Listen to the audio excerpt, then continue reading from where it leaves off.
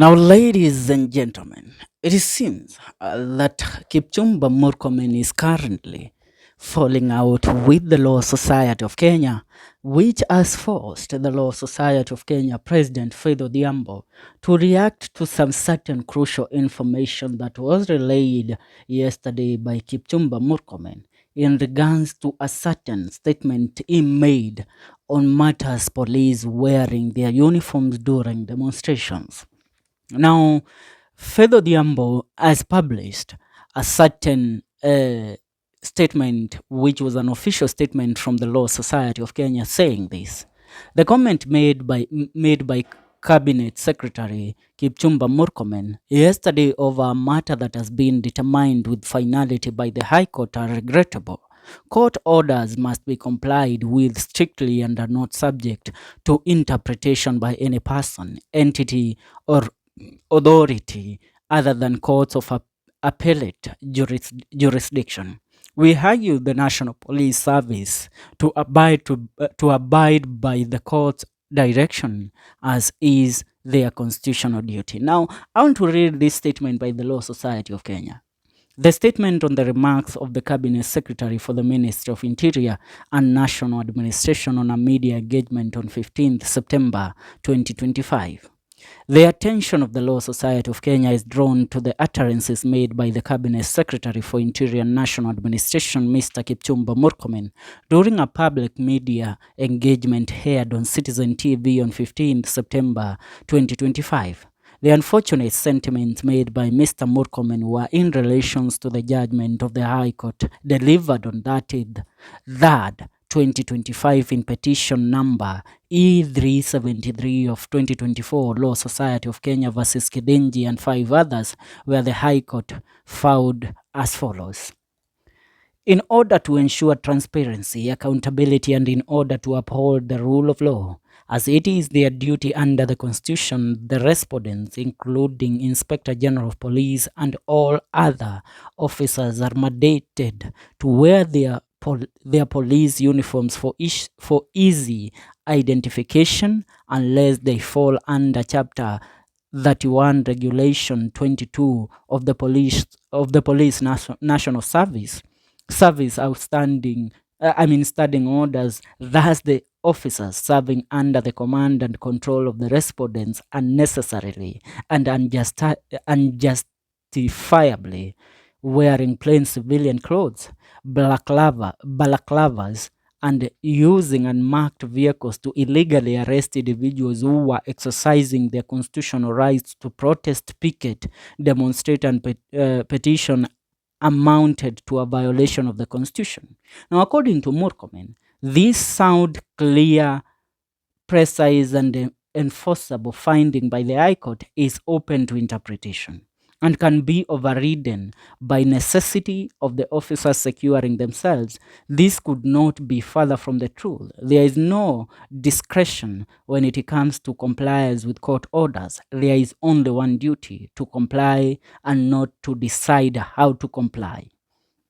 Now, going forward, this is what they say. By proposing that court orders are subject to interpretation by the executive, Mr. Murcommen has elevated himself, the National Police Service, and the executive arm of government to a non-existent pedestal of supremacy in law, where compliance with court orders is a matter of choice and convenience. This ignores the centrality of compliance with court orders in maintaining the rule of law, a fact well known to Mr. Murcommen as an advocate of the High Court of Kenya. The Law Society of Kenya reminds both the executive, the National Police Service, that every court order is binding, enforceable, and must be strictly complied with unless and until set aside by a court of competent jurisdiction. In the circumstances, there is no argument or justification for any police officer to disguise themselves during demonstrations while an express court order remains in force against such conduct. The National Police Service Act and National Police Service service standing orders both provide clear and elaborate measures through which the police service can protect themselves when maintaining peace during demonstrations. Concealment of identity to advance nefarious objectives is not one among the many. Should any police officer disguise themselves during any demonstrations, the same will be considered a deliberate act of contempt against court orders. The Law Society of Kenya warns all officers of the National Police Service to desist from such contemptuous conduct, and the same would amount to an offense whose liability is borne by individual contemners. We argue all members of the public to identify and report any and all officers found to be acting contrary to this court order, and we are prepared to prosecute contempt of court proceedings against every officer found culpable. Fred Odhiambo, President, Law Society of Kenya. Now, there is one thing that we all had looked at and had judged according to ourselves, that Faith Odhiambo, the president of the Law Society of Kenya, had been compromised because she accepted a duty to serve in the committee, the special committee formed by the president on the composition of the victims of demonstration. Now, having Kipchumba Murkomen relay out and disobey court orders in such manner, it's high time that the Law Society of Kenya under their president Faith Odhiambo to take the right measures in protecting the civilians, more so those that go to demonstration, where most of them are arrested by police wearing masks. Most of them are arrested by police who drive them in unmarked vehicles, police who come on the ground wearing civilian clothes.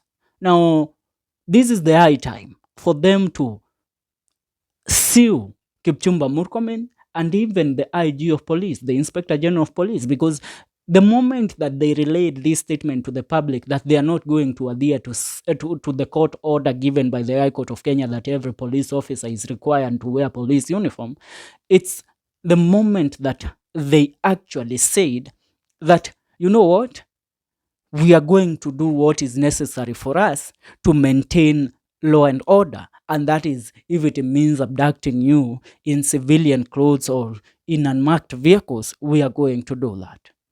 You know, according to the Constitution of Kenya, the only body of the police service that is allowed to conduct such raids and arrest is the National Intelligence Service, because now that they might be dealing with a threat to national security, where they might come and abduct terrorists or people that pose a great threat to national security. But when it comes to youths and people carrying flags in the streets of Nairobi protesting, or in any other streets protesting against bad governance, that tells you that the police and President William Ruto are incompetent to the core, and they are going to do everything in their power to maintain their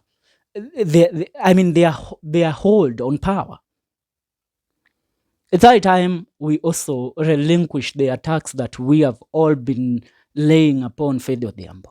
Because the lady, even though she accepted the job of being the vice chair of the committee that was formed by President William Ruto in composition of the victims of demonstration, she accepted that because, you know what? Yes, most of our youths died during this demonstration. But we cannot allow everything to go in vain. If there is a possibility that these people can pay for the lives lost, and not a small amount of money. And that is why we asked people like Professor Makao Motua, who says that now they are doing their due diligence to ascertain the amount of money that is supposed to be paid for compensation. We are saying and asking, if you, Professor Makao Motua, as a professor, how worthy is you? I mean, how much is your life? What is the net worth of your life? If it's 1 billion Kenyan shillings or half a billion, then that is the amount of money we want every Kenyan that died during those demonstrations to be paid. And you know, another thing, these statements by the cabinet secretary of Interior, Kipchumba Murkomen, disregarding the law. I mean, speaking contrary to a court order given. That is actually contempt of court. You cannot speak so blatantly opposing a directive court or a direct court order. That means the executive is ready to disobey the jurisdiction, or to disobey the orders given by the judiciary of the Republic of Kenya. And that leaves us as naked as we can as a republic. So people are left naked. And the last body to defend the people of the Republic of Kenya is the Law Society of Kenya. Mtazamaji, ningetaka aswa kujua maoni yako kuhusiana na hili. Leave a comment on the comment section. See you in our next video. Don't you forget to subscribe. This is the Kenyan Daily Report.